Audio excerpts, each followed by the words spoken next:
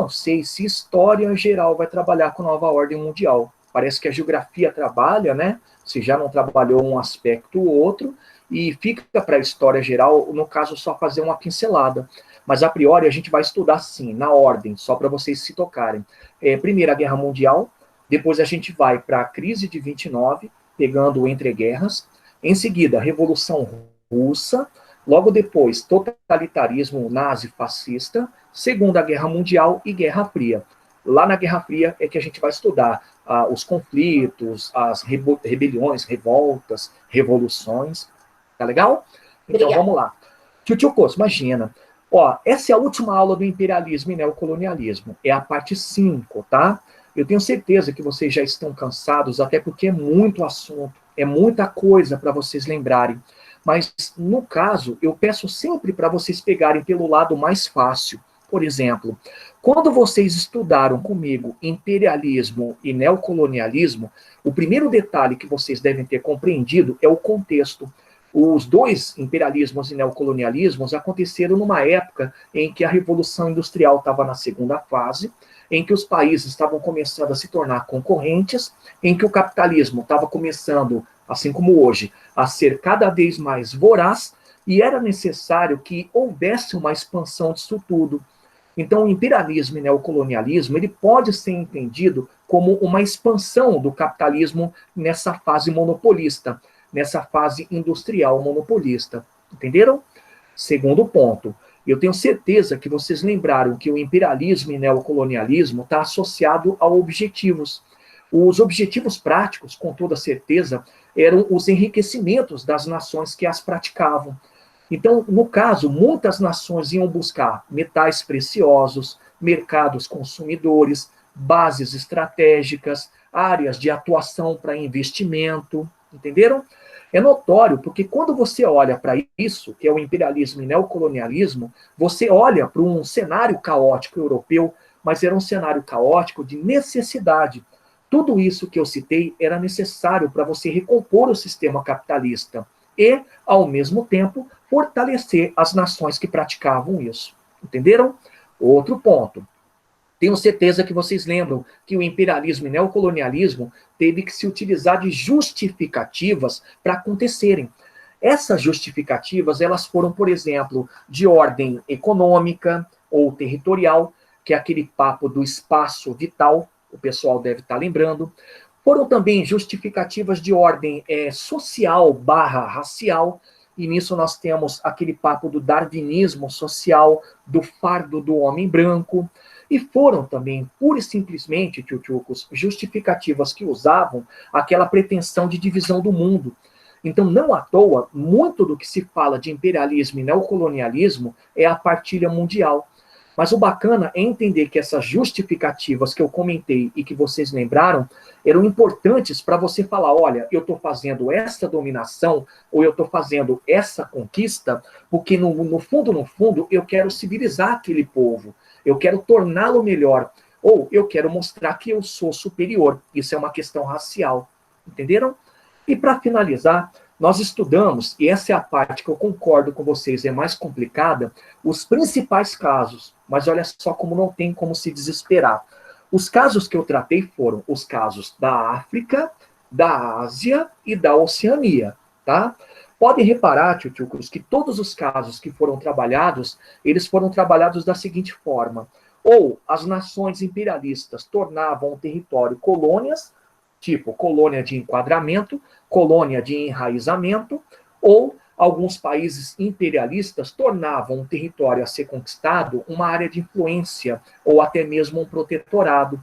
Não precisa decorar qual caso foi colônia, qual caso foi área de influência, ou qual caso foi, por exemplo, o chamado protetorado.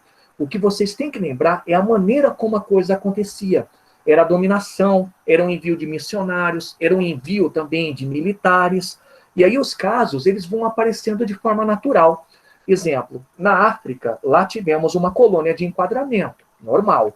Nessa colônia de enquadramento, pensa, qual era o objetivo máximo? Exploração do território, não é?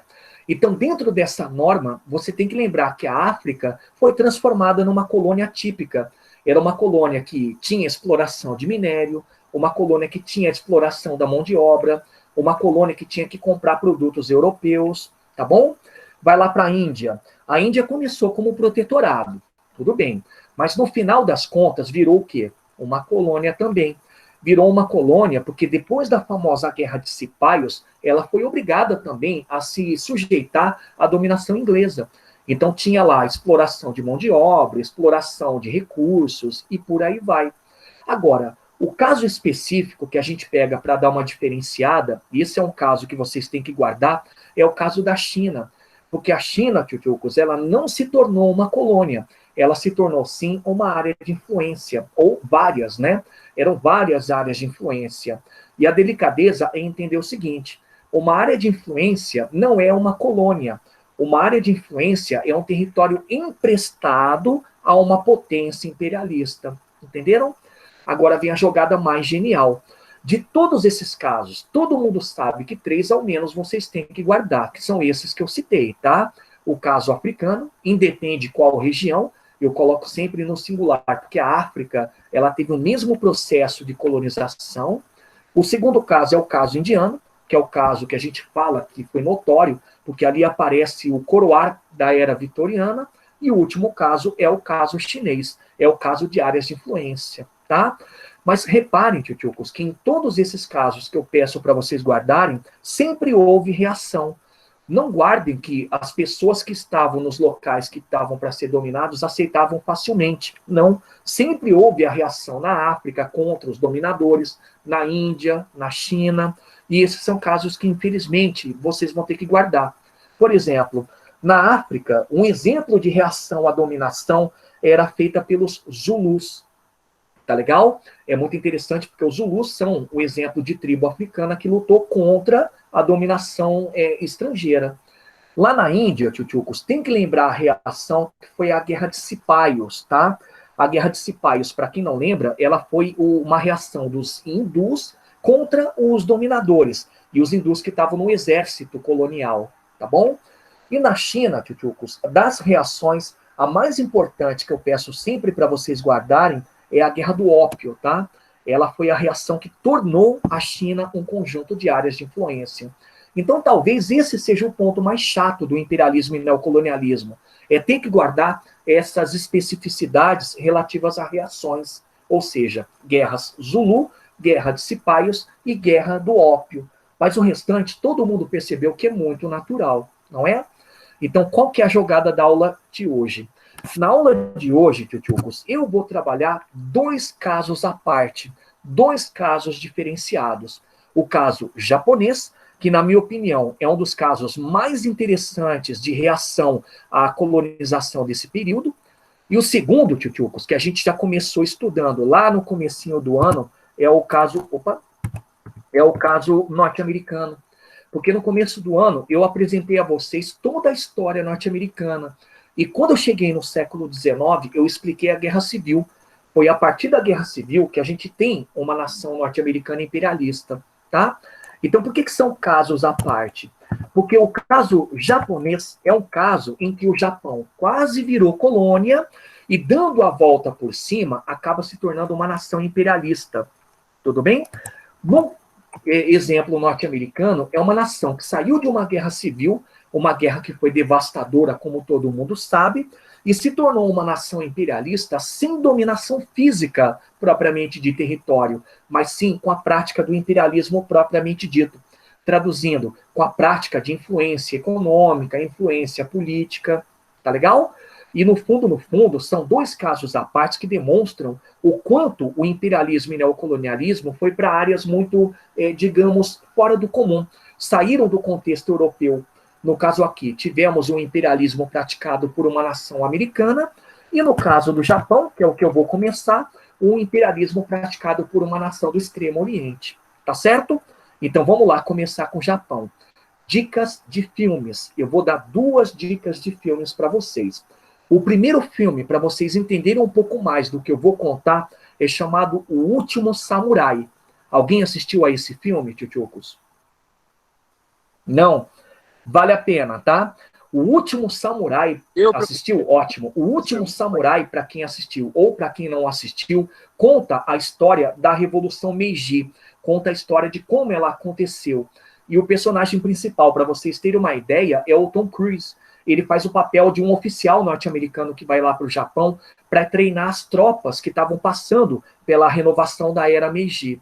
Tá legal? Então, O Último Samurai é um filmaço, pessoal. Eu tenho certeza que vocês vão adorar. O outro, Tchutchucos, ele é um filme mais, digamos, histórico, no sentido da acepção do termo. Ele não tem tanta invenção hollywoodiana. Ele chama-se Han, Han, com R, R-A-N. Ele é o filme de um dos mais importantes cineastas do Japão, que é chamado Akira Kurosawa. É um cara para pagar pau. Esse cineasta japonês é um puta de um cineasta. Grande parte dos filmes dele, para vocês terem uma ideia, são filmes históricos. São filmes com temática japonesa, mas contando um pouco da história japonesa. Esse filme Han, pessoal, ele conta um pouco do que foi o sistema de shogunato, tá? Que eu vou mostrar daqui a pouco para vocês. Era como o Japão se organizava antes da era Meiji. Então, Han, R-A-N, é um filmaço, não é tão antigo e vai contar um pouco da história japonesa antes da era Meiji. Mas por que eu passei esses filmes? Molecada, porque a história japonesa, para falar de imperialismo e neocolonialismo, começa a partir do século XIX. Por quê? Porque foi a partir do século XIX que o Japão deixou de ser um império isolado, que passou paulatinamente a quase se tornar colônia. Mas antes da gente chegar nessa história japonesa, a partir do século XIX, eu vou voltar um pouco no tempo. Olha que coisa interessantíssima. Entre o século XVI e o século XIX, o Japão ele se organizava num sistema sociopolítico e econômico que era chamado shogunato.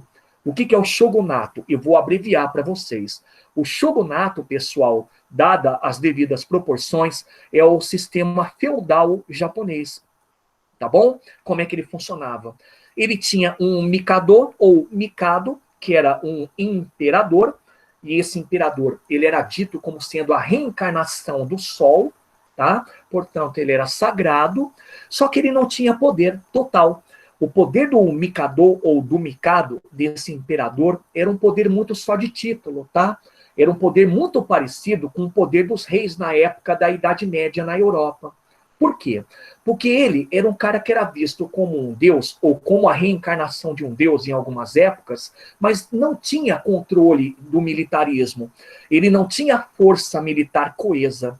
Então, o poder dentro do sistema de shogunato era exercido pelos chamados shoguns. E quem eram shoguns? Shoguns eram donos de terra. Só que antes de donos de terra, coloquem num cantinho se puderem, eles eram donos de exércitos, tá? Então, o shogun é como se fosse um senhor feudal. Era um cara que tinha uma terra. Nessa terra, ele era a autoridade máxima, mas ele era uma autoridade máxima não pelo que ele tinha, o território, mas pela força militar. Galera, só que o sistema de shogunato, ele tem uma coisa interessante, que é o que vocês já perceberam, que é o plural. Não é um shogun, não são dois shoguns, são vários shoguns. Então, constantemente, eles ficavam brigando, mostrando aqui nesse caso que verdadeiramente quem tinha poder é quem tinha a força militar. Entenderam? Então, esse é o sistema de shogunato. É um sistema em que a política é organizada por um imperador sem poder e quem exerce são os donos de terra / exércitos, que eram chamados shoguns. Tudo bem? Mas aí é que a gente vai para a parte mais importante. O sistema de shogunato, eu falei que lembra muito o sistema feudal, né? Então, alguém me lembra qual era o sistema econômico adotado aqui no sistema de shogunato? Lembra lá do sistema? Isso. E dentro do feudalismo, todo mundo tem que lembrar que rolava a servidão, o camponês tinha que servir ao shogun, e o pior, a economia era voltada totalmente para a agricultura de subsistência. Então, reparem que o Japão do século XVI até o século XIX era um Japão muito, digamos assim, antiquado. Isso à vista dos países potências do mundo, tá?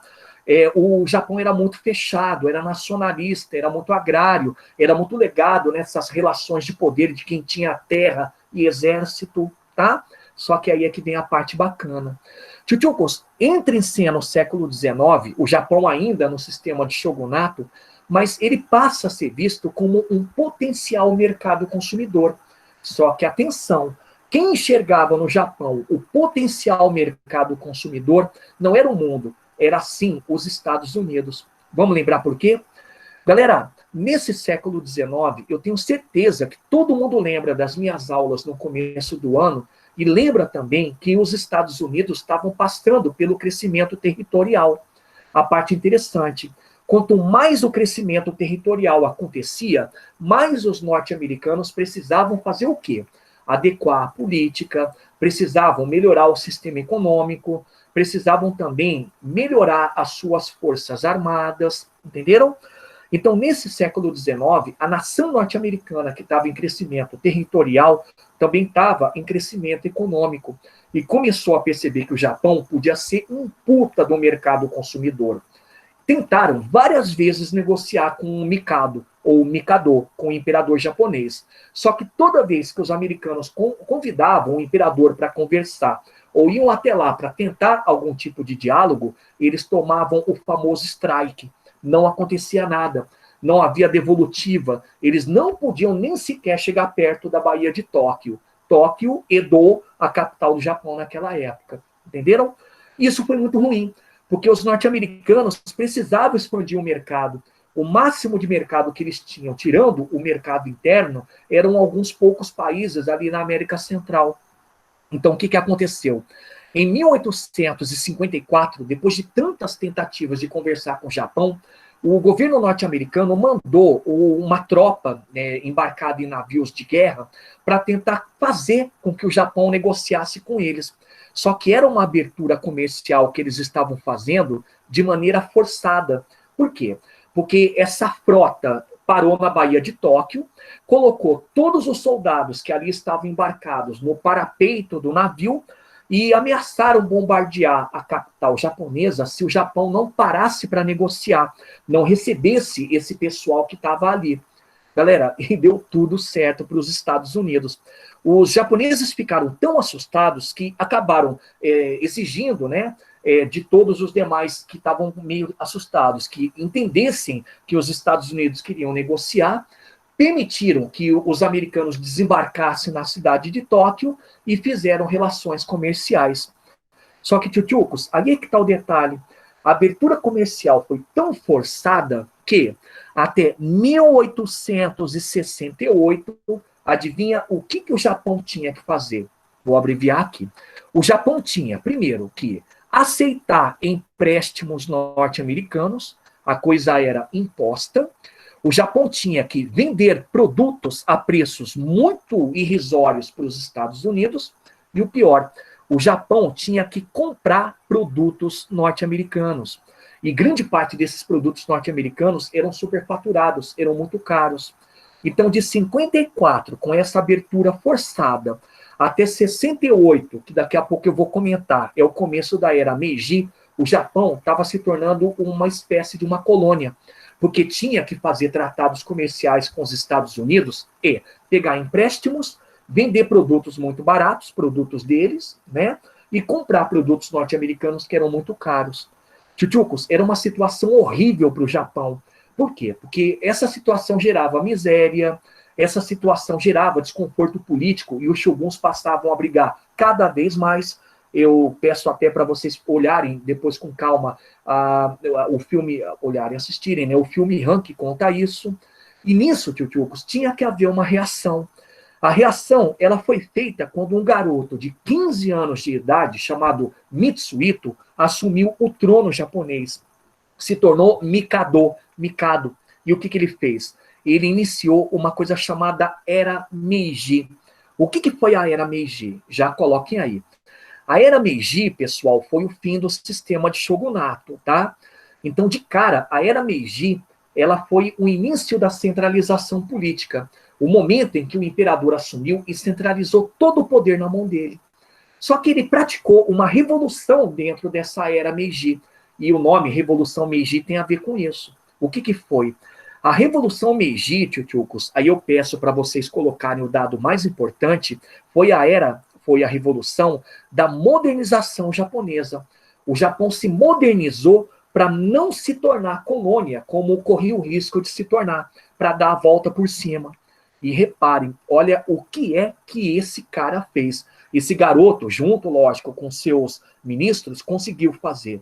Primeiro passo, ele promoveu toda uma industrialização no Japão.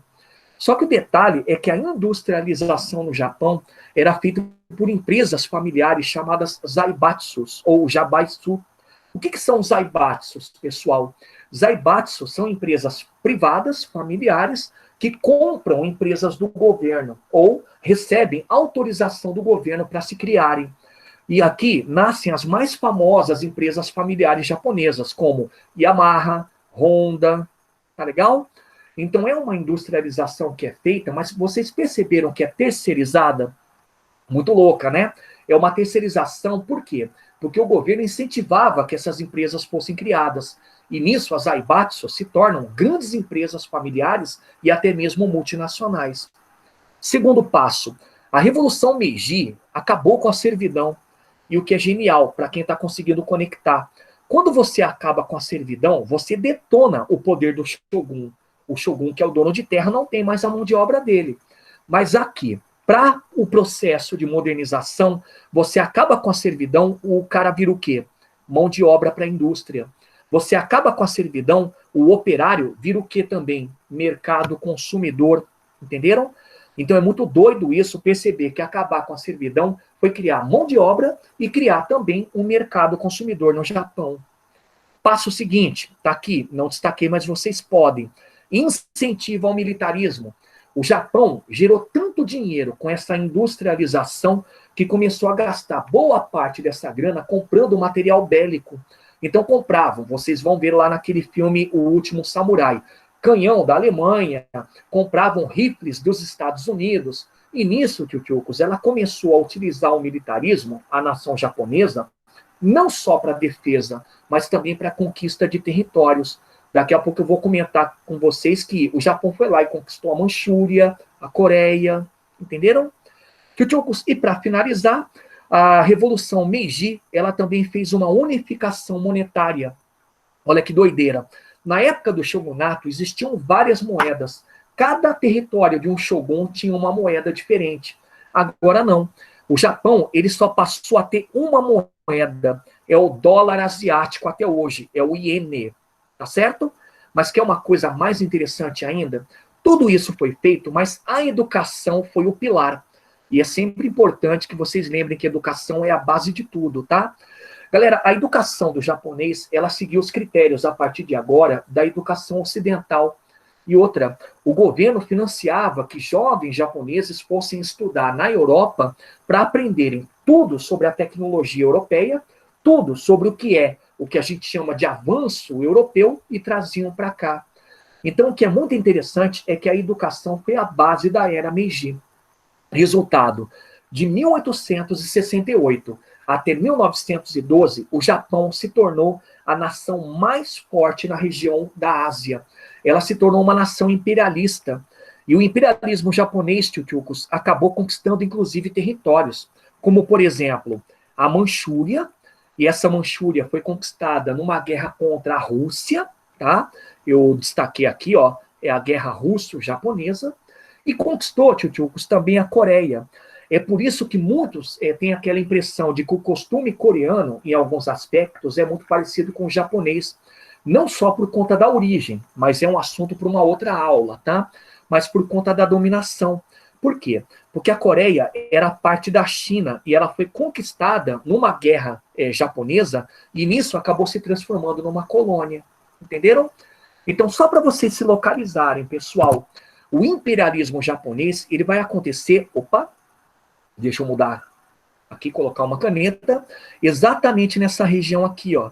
A região da Manchúria, mas é esse pedaço aqui. Na região da Coreia, que era território chinês. E também mais tarde, tchutchucos, é um assunto que a gente usa só na Primeira Guerra Mundial, Formosa, que hoje é Taiwan. Então, notem, é uma nação que começou a se tornar uma nação progressista, mas com isso ela também se tornou uma nação imperialista. Tá legal? Então, alguma dúvida quanto ao Japão? Todo mundo entendeu o que aconteceu? A nação que começou quase se tornando colônia e acabou se tornando uma nação imperialista? Normal, né? Posso avançar, então? Então, vamos lá. Galera, o segundo caso é o caso que eu acho o mais icônico quando se fala de imperialismo. Aí eu sempre lembro. Imperialismo é sempre bom que vocês lembrem da seguinte maneira.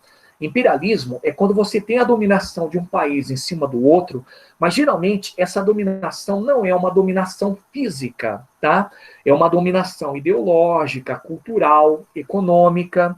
E quando eu falo que é icônico esse papo do imperialismo norte-americano, eu peço para que vocês olhem para vocês e para nós, né? Porque eu também sou assim. Nosso modelo de vestimenta, às vezes o que nós consumimos na televisão e muito do que nós consumimos de música é costume norte-americano.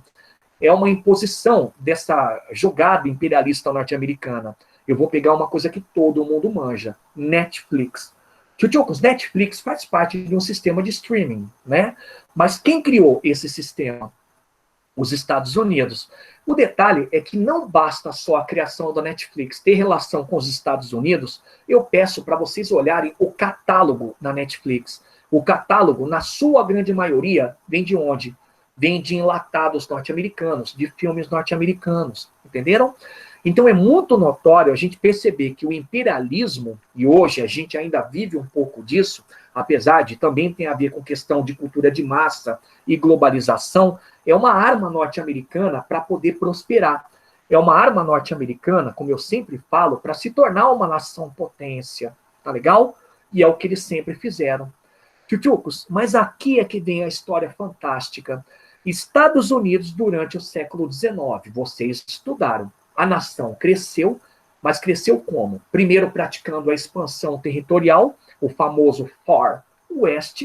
Logo em seguida, ela começou a crescer economicamente falando, mas aí havia sempre aquela dicotomia, né? Porque o norte crescia em termos industriais e o sul crescia em termos agrários.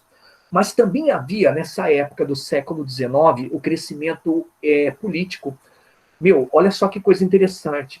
Aqueles presidentes que eu apresentei a vocês, quando eu falei da história do EUA do século XIX, são os que mais fizeram valer esse papo de uma nação que estava tentando virar potência.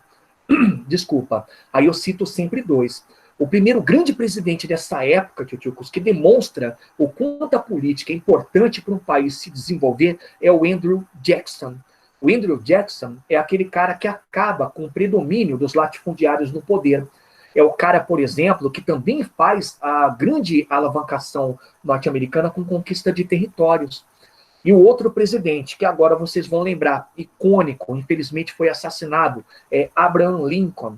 O Lincoln é muito famoso porque ele não criou a guerra civil, mas ele criou os pilares dos norte-americanos começarem a olhar para o desenvolvimento deles e dissociarem da escravidão.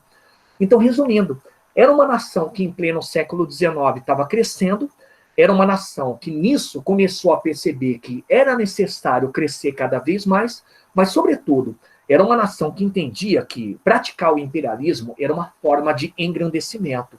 Então vem para cá e começa a história da seguinte maneira. Tchutchukos, o imperialismo norte-americano, primeiro dado muito real, aconteceu na América Latina, e em especial em dois locais, na América Central e no Caribe. Mas parando para analisar esse local, ou esses locais, alguém me identifica por que o imperialismo norte-americano ficou muito aqui? O que tem nessa região que é tão importante para os Estados Unidos? Pararam para pensar? Produtos tropicais? Exato. E isso, e outra, pessoal, é uma região que tem uma porrada de nações.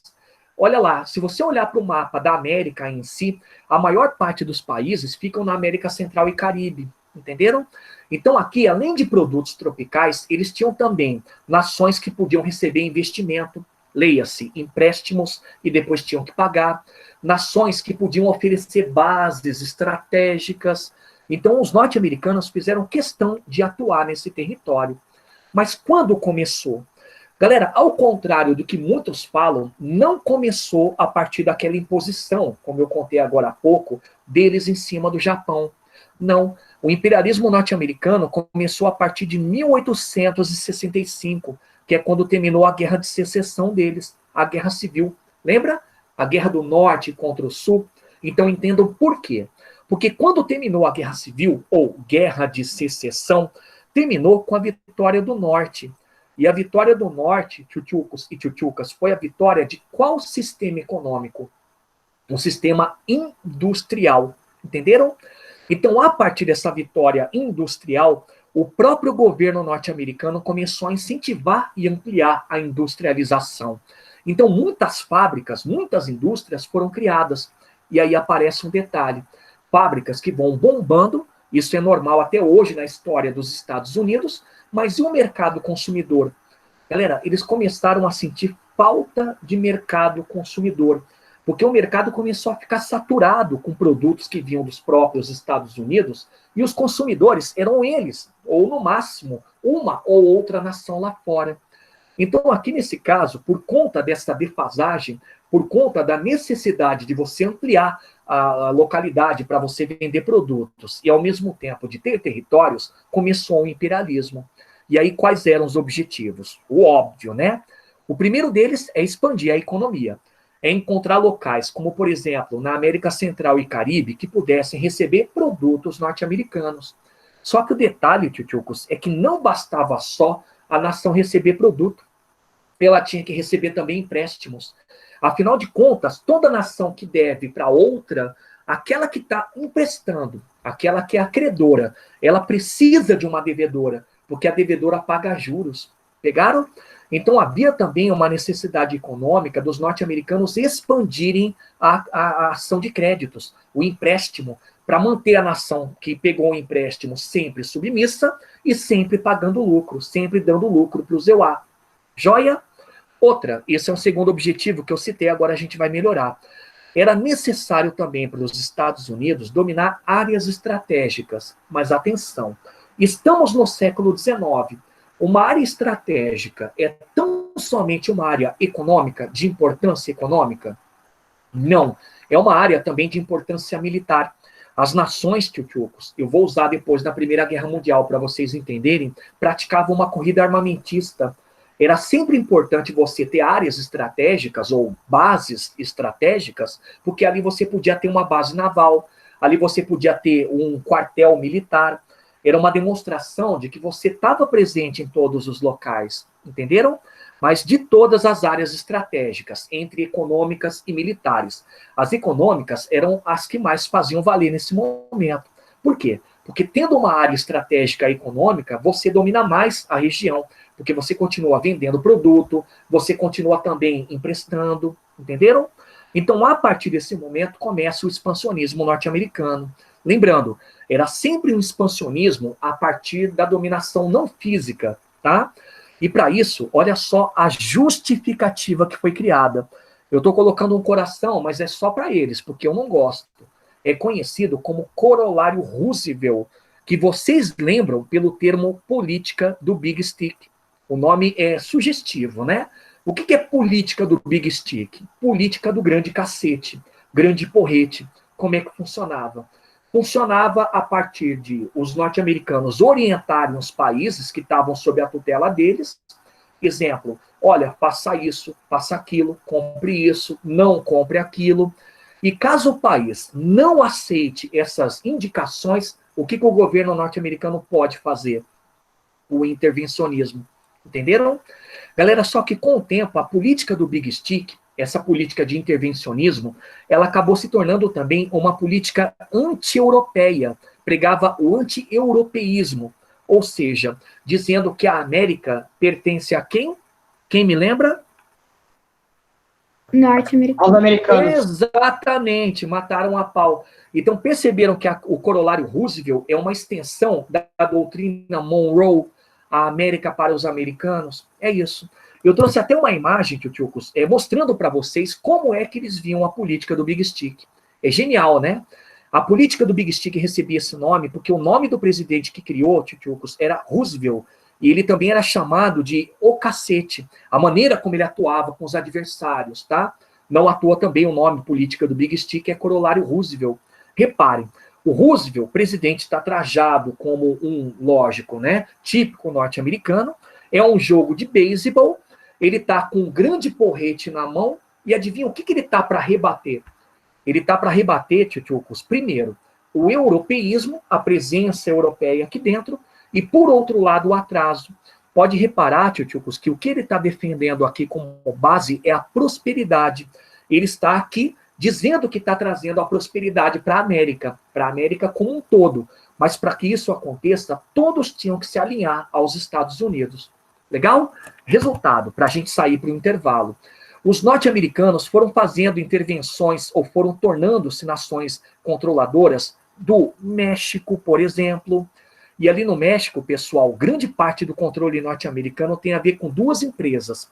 Empresas mineradoras, que mineravam principalmente o estanho, que no México é muito abundante, e petrolíferas. E essas empresas petrolíferas, como por exemplo a Texas Company, Texaco, faziam a exploração de petróleo ali na Baía do México, no Golfo do México. Legal? Outra presença norte-americana, Colômbia. Galera, Colômbia era uma nação unida ao Panamá, era uma nação só, tá? Só que os panamenhos, nessa época do século XIX, queriam se tornar independentes. E adivinham o que os norte-americanos fizeram? Deram apoio. Agora vem o biscoito Scooby para quem me disser por quê. Por que os norte-americanos apoiaram a independência do Panamá em relação à Colômbia? Porque se o Panamá ficasse independente, ele poderia tentar influenciar indiretamente por causa da passagem do Atlântico com o Pacífico. Show de bola! E, galera, e aqui é construído o famoso canal do Panamá, não canal do Paraná. Era um canal importantíssimo para você fazer as conexões econômicas norte-americanas.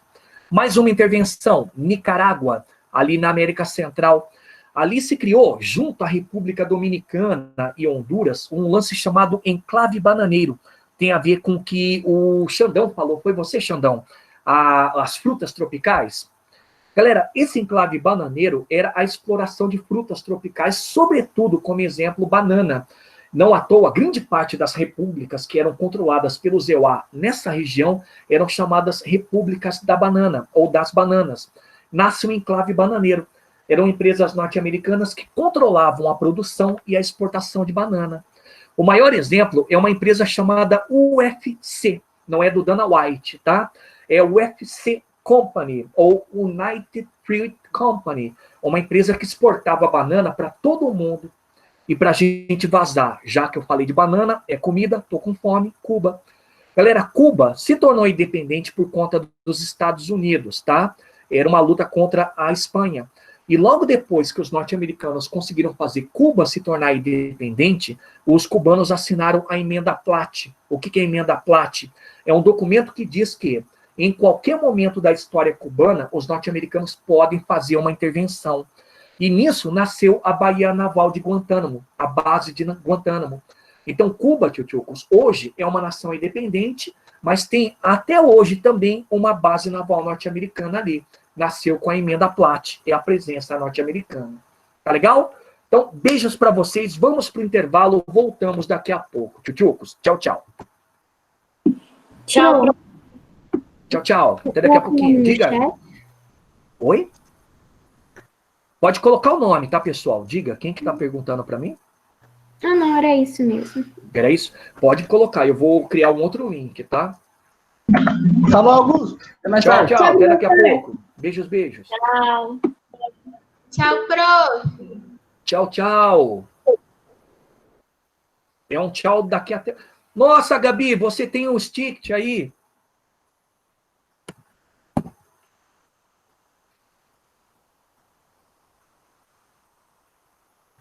Tchau, prof. Tchau, tchau.